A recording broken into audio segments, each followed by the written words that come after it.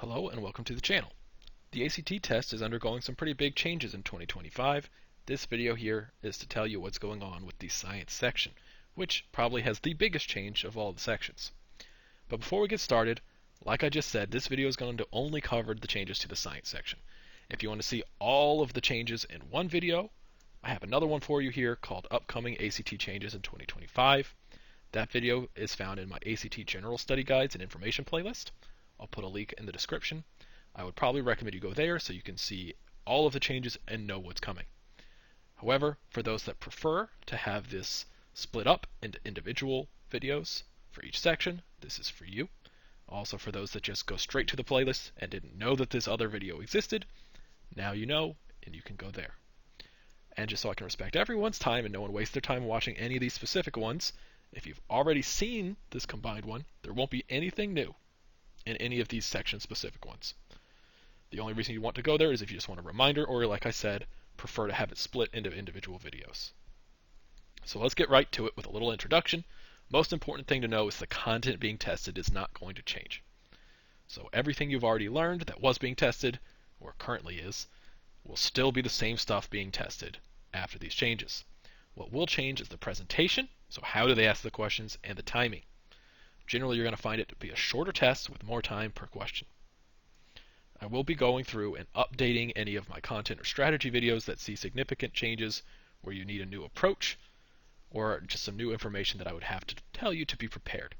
So I'll be working on those, and I'll put the new videos out throughout the year.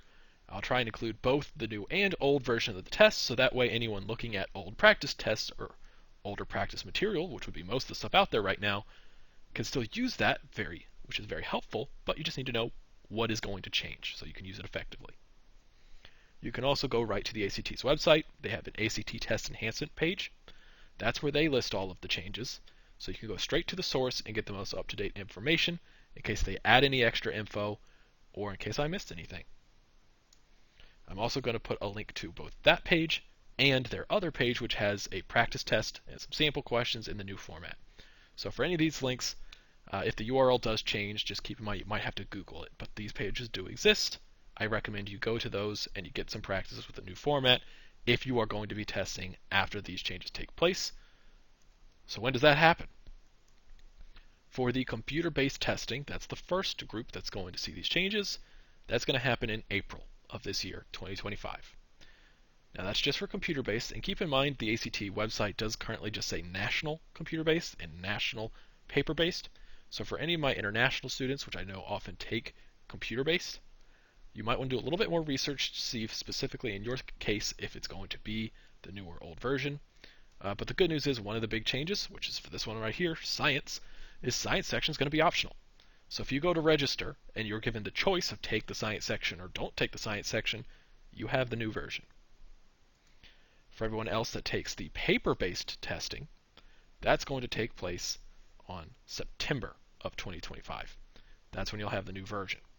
Now for those that take the spring testing provided at their, in most cases, public schools here in America, that give it out in spring, then you're going to see these changes in spring of next year, 2026. So what changes do exist for the science section? Well, let's start with the timing. Instead of the current 35 minutes for 40 questions, you're going to have 40 minutes for those 40 questions. So you just have an extra 5 minutes, which is very helpful.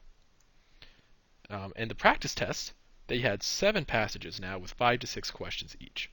They don't officially say that they're always going to have 7 passages or how many questions are in each one. So this is what I currently know from their one example they gave us. So just like right now, the new version will still have one text-based passage. And then pacing-wise, that's now going to give us 1 minute per question.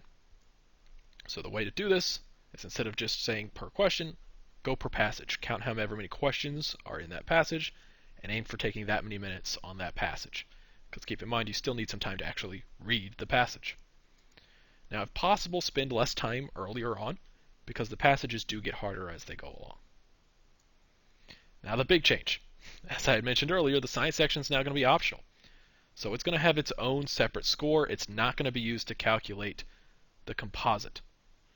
So that composite is just going to be your English, math, and reading. And your super score, same thing. It won't get averaged in. So your true super score now is just going to have whatever your best is, still for every section, including science. It's just not going to get averaged in. It's going to be its own separate thing. So the big question now is, should I take it? We're going to have to see exactly what happens, but I definitely would still recommend taking it for anyone potentially interested in a STEM field degree. So that's science, technology, engineering, math. If you're in that category, I would say take the science section, because those are the programs that are going to care the most about math and science. For everyone else, consider doing some research on the colleges you're interested in. Some might require it for everybody, at which point definitely take the science section. If not, then you can look and see if they have any statistics on how many of their students do take it, how many haven't. If you can do well, in any case, on the science section, it's always just going to be an opportunity to stand out. So if you do practice this and get to a point where you're generally doing pretty well in science, I'd probably take it. Because if you have two students, and they have equal scores, and on the other three sections, and one has the science, which has a good score, and the other just didn't take science, the one that took the science probably is going to look better. But do keep in mind, if you really struggle with the science section or find it super intimidating, you're not in a STEM field, your college does not require it, and the statistics say a lot of the people in your field for that college don't take it, you're probably okay to take the non-science section test. So for those tests that are provided by your school, so those in the spring, do keep in mind also that your school providing the test might not give you the option. So ask your school, figure that out, because if you do have to take it and they don't let you choose, you should probably prepare for it. And if you do take the science section and you go to send your scores to the colleges, you can choose which tests to send. So you don't have to test or send every single test that you take. But if it works like it does right now after the changes, then you still have to choose to send the entire test for each time you took it. So you can't say just send the English from that one and the math from that one. You say send that whole thing. And then if they super score, which most schools do, they will only look at the best from each section. But the reason I point that out is if you take it with the science section and then all of your remaining ones don't include the science section after that, if you want to send them to science, you have to send all those other sections. So you can't just say, oh, well, I don't actually want to send them that science score, but I still want to send them that test. You can't do that. If you took the science and you want to send that test score, the science will be included. So I just want to make sure that is out there if it works the same way as it does right now, so you are informed in what to do and whether or not you want to take the science section. But that's going to do it for the science test. Good luck, and I'll see you on the next one.